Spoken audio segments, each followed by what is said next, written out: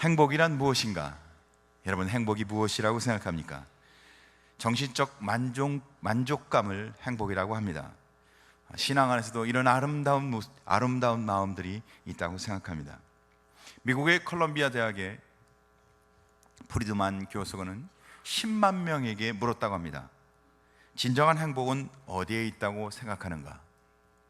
10만 명이 물으니까 첫 번째는 낙천적 인생관, 긍정적으로 사는 겁니다. 여러분, 긍정적으로 살면 행복하대요. 두 번째로는 사랑이라고 대답했다고 합니다. 사랑을 받고 사랑을 주고, 사랑할 때 행복하잖아요. 사랑받을 때 행복하고, 사랑은 행복의 요소라는 것이죠.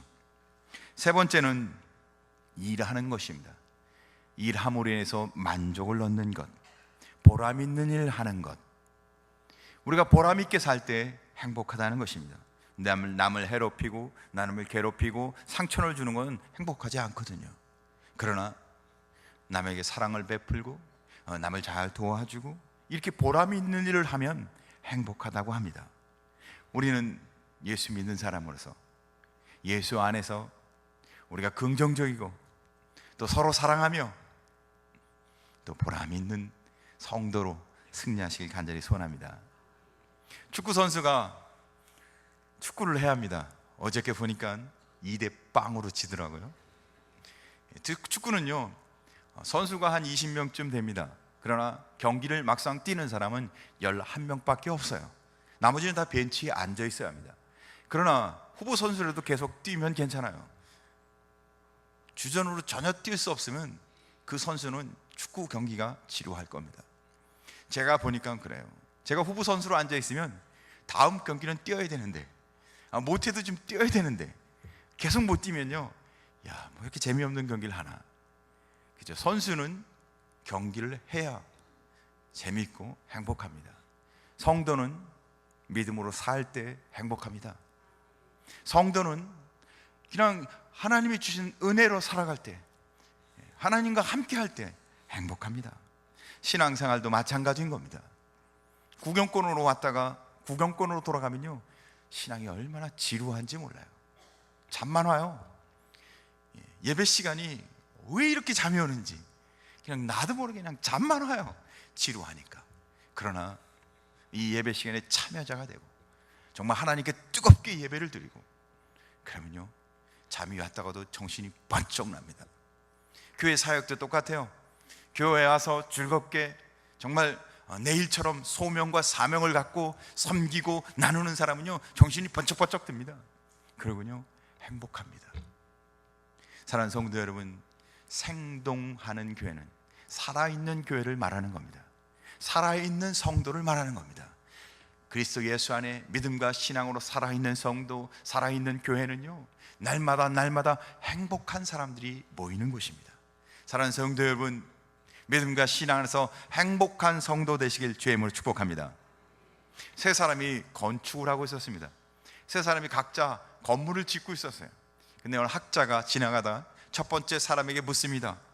아이고, 수고하십니다. 지금 뭘 하고 계신가요?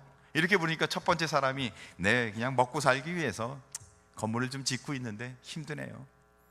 그래요. 먹고 살라고 일을 하면요, 이게 쉽지가 않아요. 두 번째 사람에게 학자에게 또 물었어요. 뭘 짓고 계신가요?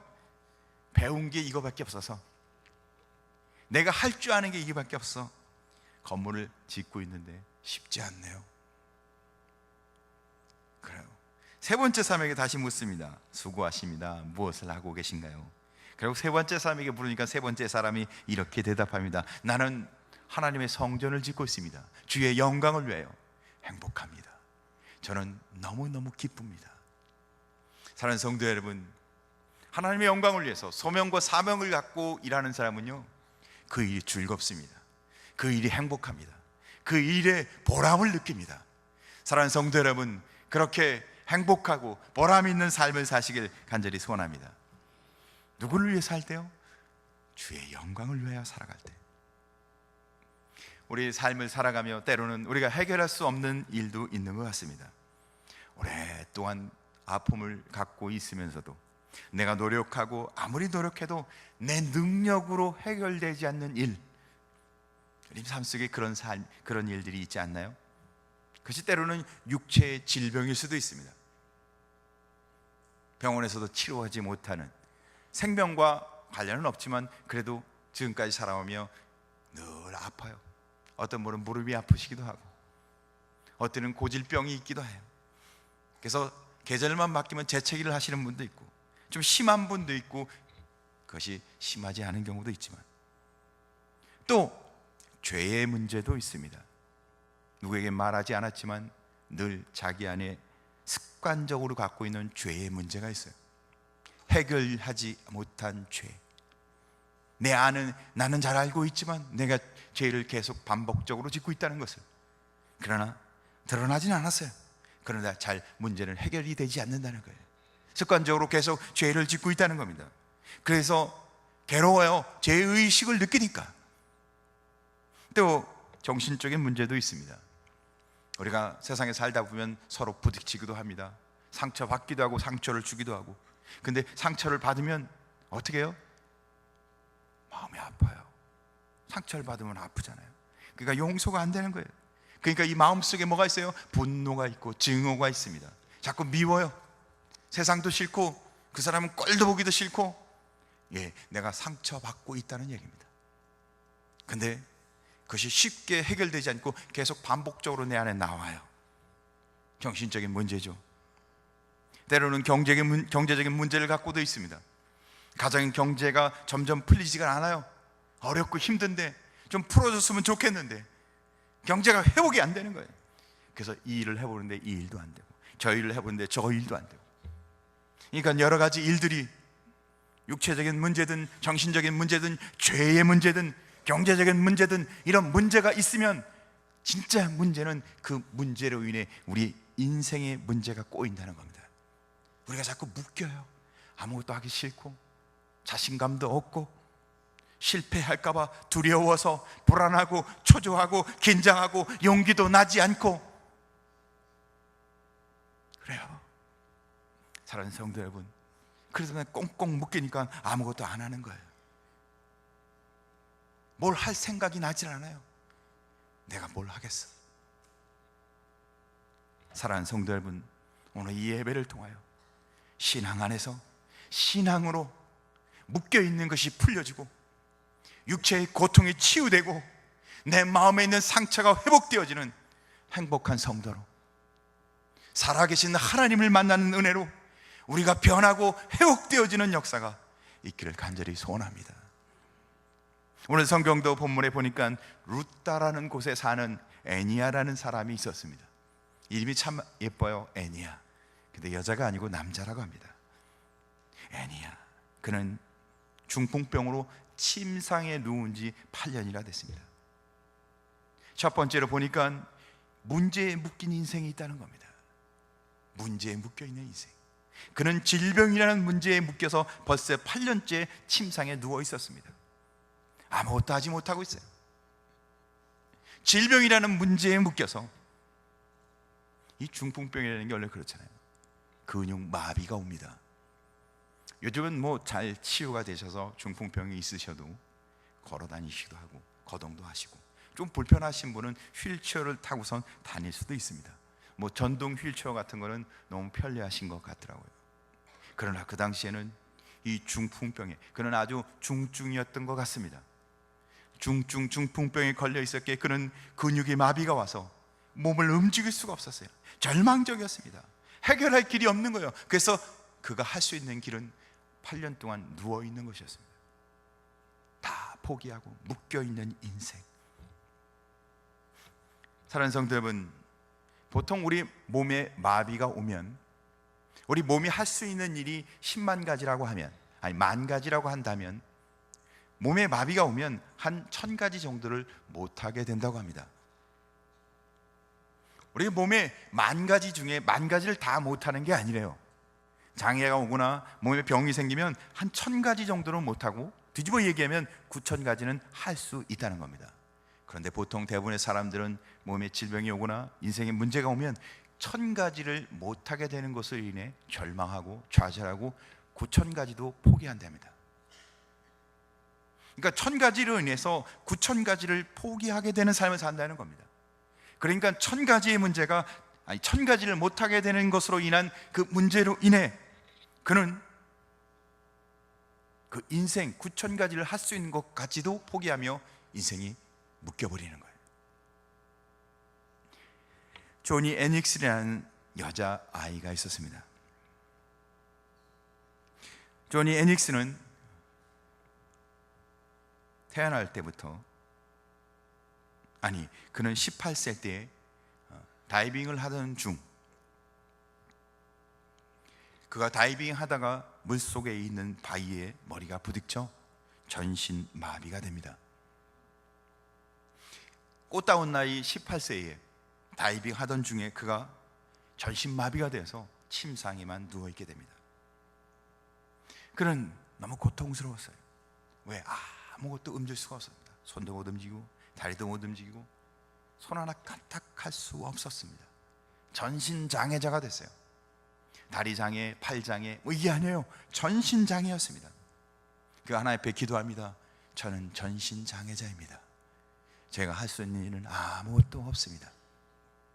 제가 뭘 할 수만 있다면 주의 영광을 위해 살겠습니다. 그는 전신장애였어요. 근데 그가 할 수 있는 건 딱 하나 있었습니다. 입을 움직일 수 있었어요. 말을 하고. 그래서 그는 자기가 갖고 있는, 할 수 있는 게 뭔가 생각해 봤어요.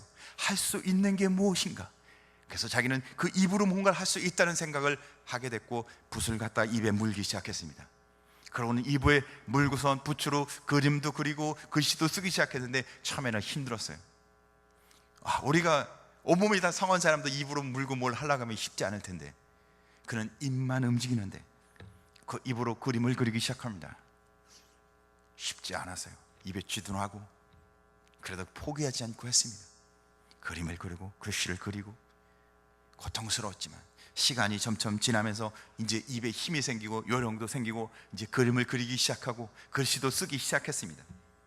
근데 이 조니가 갖고 있는 이런 모습이 세상에 조금씩 알려지기 시작하며 어느 한 회사가 이 조니에게 광고를 같이 찍자고 했습니다.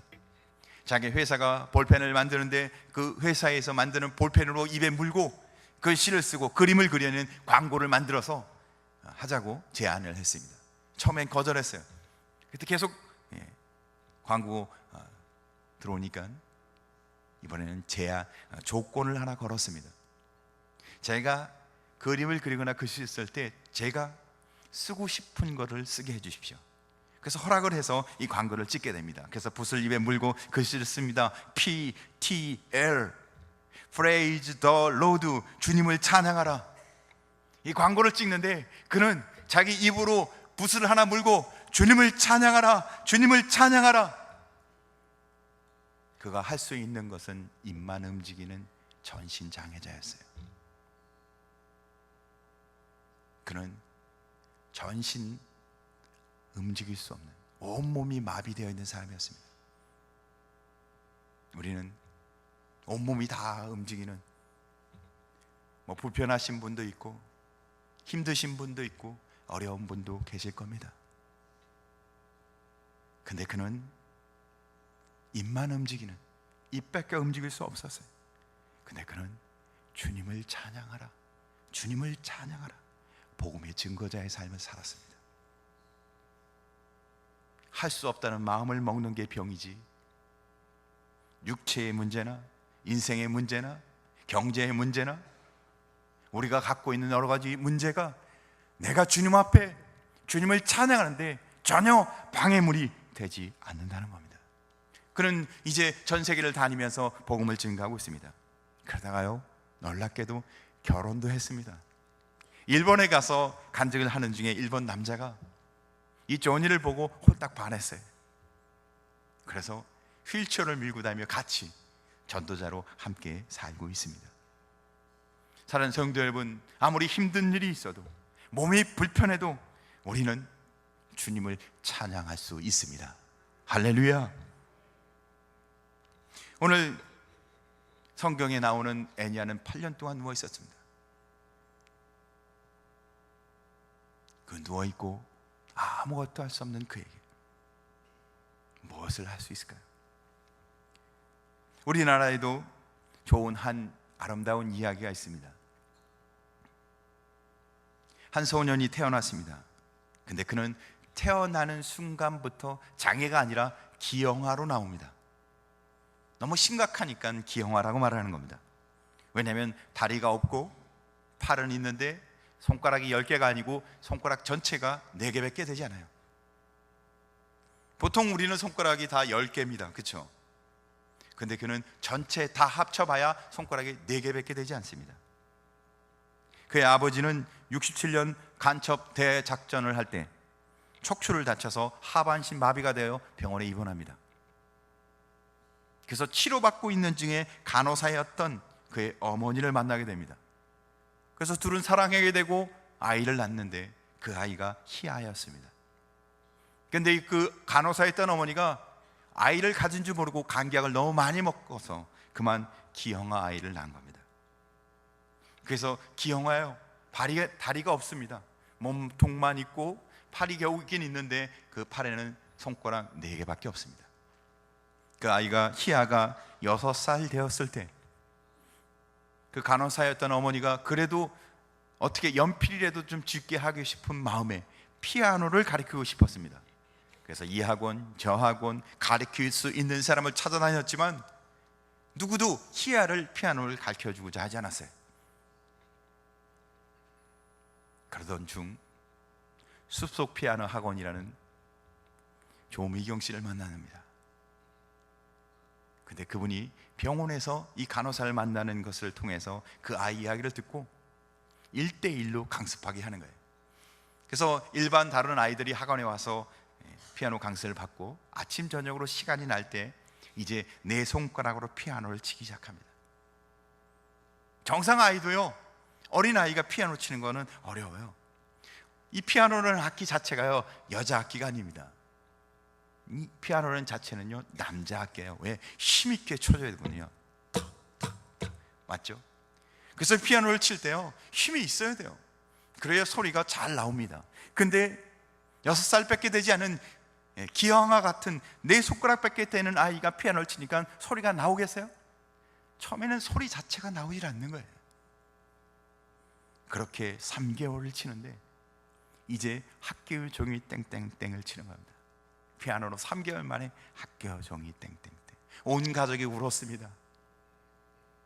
아무것도 못할 것 같은 희아가 이제 피아노를 친 거예요. 학교 종이 땡땡땡. 학교 종이 땡땡땡 연주를 한 거예요. 온 가족이 울었어요. 너무 행복했어요. 아무것도 못할 거라고 생각했는데, 그런데 그 희아가 손가락 4개밖에 없었는데 학교 종이 땡땡땡 연주를 하고 있는 거예요. 그는 계속 연습했고 그 선생님은 1대1로 계속 연습을 시켰어요. 그러고는 1년이 지나고 음악 연주 평가회를 나갑니다. 전국 대회에 나갔는데 유치부에서 최우수상을 받습니다. 놀랍죠? 아무것도 못한다고 포기해야 될 아이가, 아무것도 할 수 없는 아이라고 생각되어야 될 아이가 도리어 10손가락을 다 갖고 연주하는 들을 뛰어넘어 4손가락으로 최우수상을 받았어요. 그는 이제 전 세계적인 피아니스트가 되기 위해서 소나타, 베토벤의 소나타를 치기 위해서 아직도 맹연습을 하고 있답니다. 4손가락으로는 베토벤의 소나타를 칠 수 없다고 말하지만 그는 언젠가는 자기가 그것을 할 수 있다고 지금도 연습하며 노력하고 있다고 합니다. 사랑하는 성도 여러분, 저나 여러분은 4손가락밖에 되지 않는 희아나 18살에 다이빙 하다가 전신마비가 된 조니보다 훨씬 더 건강하고 우리의 삶은 더 풍요롭고 나은 삶을 살고 있지 않나요? 그런데 우리는 내가 그동안 인생을 살아오며 내가 할 수 없는 문제에 묶여서 오랫동안 노력해봤지만 안 된다는 생각에 묶여 있어서 아무것도 못하고 있지는 않나요? 우리는 정말 주 안에서 행복한, 주 안에서 복된 일을 할 수 있는, 우리는요 하나님의 은혜가 있는 사람인 것을 믿으시길 바랍니다. 80세의 어느 할머니, 프랑스의 어느 할머니가 약간 몸이 불편하셨어요. 그런 자녀들 모으고 손주들을 모아놓고 그 자리에서 이야기했습니다. 내가 좀 행글라이더를 좀 타야 되겠다고. 엉뚱하신 할머니였어요. 할머니, 그 몸으로는 절대 안 됩니다. 하지 마세요. 만류했지만 이 할머니가 아니야, 난 행글라이더를 좀 타야 되겠어. 내가 왜 못해? 나이가 80인 걸 무슨 상관이야? 몸이 불편해도 할 수 있어. 근데 결국은 이 할머니가 행글라이더를 타셨어요.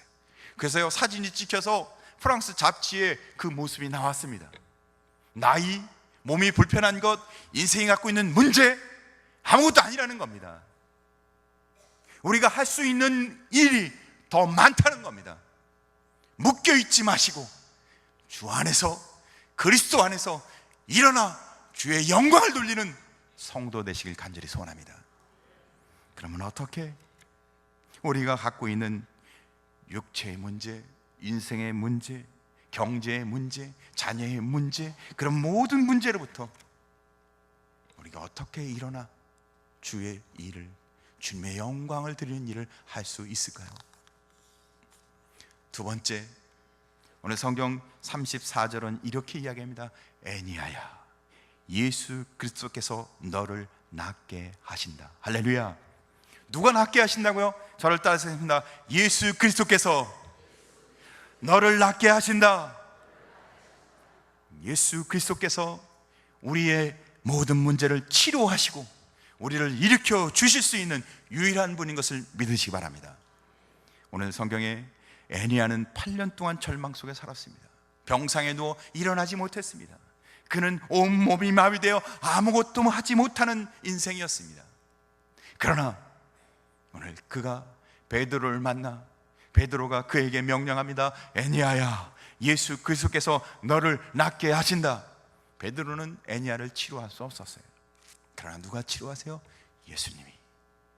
예수님이 우리를 일으켜 주시고 변화시켜 주시고 치료해 주시고 내게 주를 위해 살게 은혜해 주실 줄 믿으시기 바랍니다. 애니아는 8년 동안 누워 있었습니다. 그가 한 일주일 누워 있었다면 베드로를 못 만났을 겁니다. 베드로가 그 지방에 전도하고 사역하는 중에 한 사람이, 이 루다라는 곳에는 애니아라는 사람이 있는데 그가 8년 동안 누워 있습니다. 8년 동안 아무것도 하지 못합니다. 그가 기도가 필요합니다. 베드로님, 그 루다에 가서 애니아를 위해 기도 좀 해주시죠. 그래, 갑시다. 어쩌면 우리가 지금까지 인생의 여러 가지 문제로 인해 묶여있고 아픔이 있고 고통이 있는 삶을 살아왔다면 우리는 정말 기도하며 이제는 회복되어지고 우리는 정말 주님이 꼭 필요한 사람이라는 반증인 것입니다. 사랑하는 성도 여러분, 예배를 통해, 말씀을 통해, 기도를 통해 걷지도 뛰지도 움직이지도 찬양하지도 경배하지도 예배하지도 못하는 그 심령에 하나님의 은혜로 변화와 역사가, 기적이 일어나길 주의 이름으로 축복합니다. 그런데 예수 그리스도의 이름으로 믿고 선언하면 그 기적이 일어난다는 것입니다. 베드로는 그 은혜를 이미 많이 체험했습니다. 언제 체험했어요? 예수님을 3년 동안 함께 동행하며 그가 예수님이 병자를 치유하고 귀신 들린 자 쫓아내고 눈먼 자를 눈보게 하시고 안절뱅을 일으키시고 한생병자를 치료하시는 것들을 이미 그가 많이 보았어요. 그리고 그도 성전 미문에 앉아있던 안절뱅이를 나 가진 것 없으나 내가 은과 금은 없으나 나사렛 예수의 이름으로 일어나라. 그랬더니 그 안절뱅이가 일어나고 뛰며 하나님을 찬양했다고 성경에 기록되어 있습니다.